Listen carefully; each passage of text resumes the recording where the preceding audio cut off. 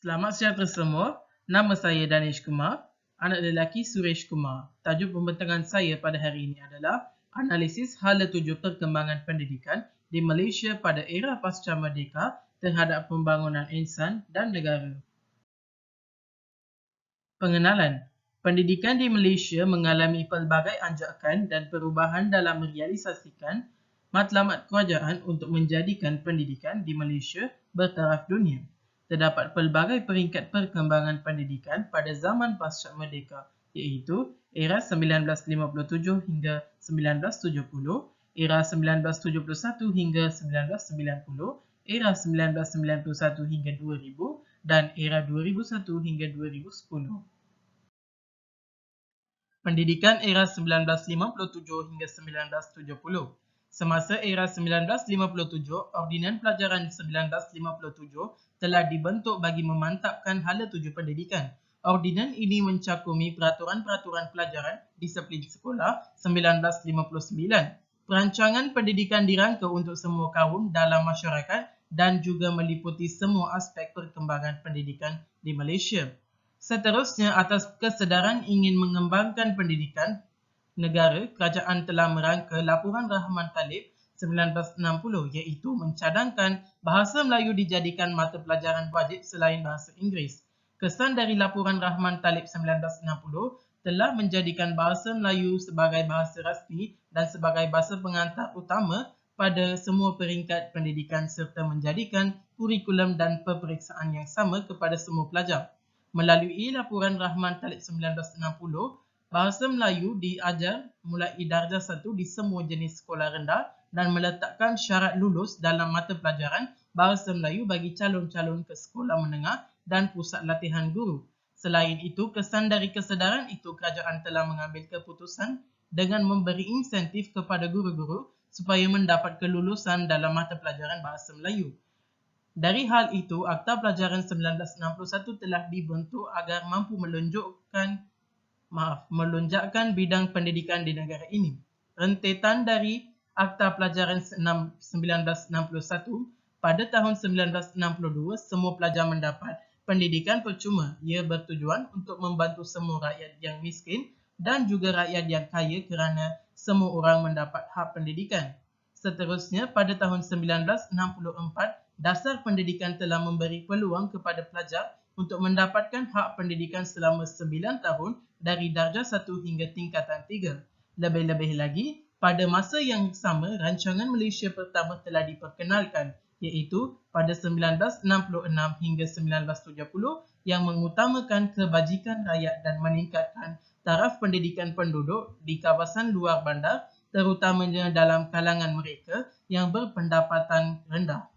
Kesimpulannya dapat dilihat di sini, era 1957 hingga 1970 lebih kepada penyatuan semua kaum dengan menggunakan bahasa Melayu sebagai mata pelajaran yang wajib diambil oleh pelajar untuk memudahkan interaksi antara kaum.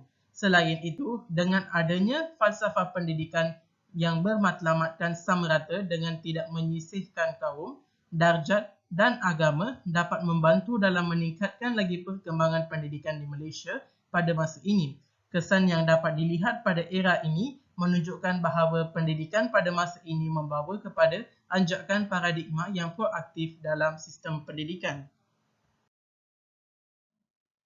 Peringkat kedua adalah pendidikan era 1971 hingga 1990.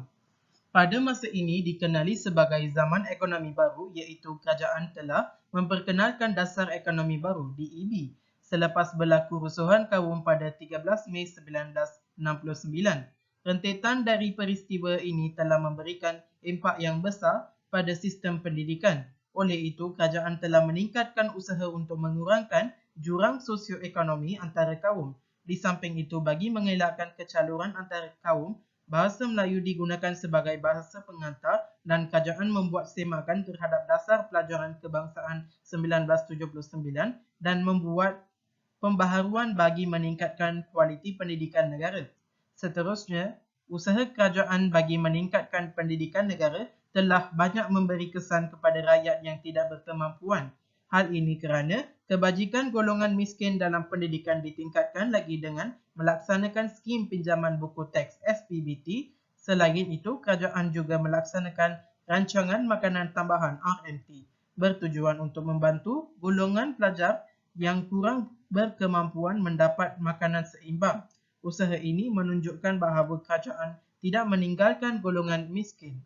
Kurikulum baharu Sekolah Rendah KBSR telah diperkenalkan pada tahun 1982 sebagai peringkat percubaan.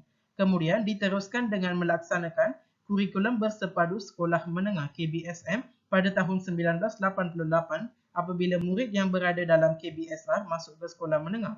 Melalui KBSR, sistem pendidikan negara dibaik pulih dengan adanya komponen-komponen yang terdapat dalam KBSR seperti kemahiran 3M, kemahiran berfikir, nilai merentas kurikulum, patriotisme, bahasa Melayu merentas kurikulum.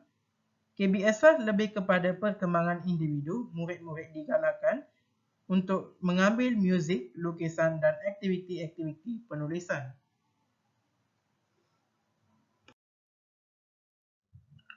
Pada tahun 1971, laporan Hussein On telah ditubuhkan. Ia bermatlamat untuk mengkaji semula dasar pendidikan negara ketika itu untuk menyediakan pendidikan dasar bagi semua kanak-kanak dalam lingkungan umur bersekolah ditempatkan di setiap sekolah aliran Melayu, Inggeris, Cina dan Tamil. Bahasa Melayu sebagai bahasa pengantar, namun bahasa Inggeris sebagai bahasa antarabangsa tetap diiktiraf dan dijadikan sebagai bahasa kedua. Masa mengajar bahasa Inggeris ditambah dan guru-guru diberikan latihan untuk memperoleh hasil pencapaian yang baik. Implikasinya adalah bahasa Inggeris adalah diwajibkan di semua sekolah kerana kepentingannya dalam pendidikan tinggi, perdagangan dan juga hal ehwal antarabangsa.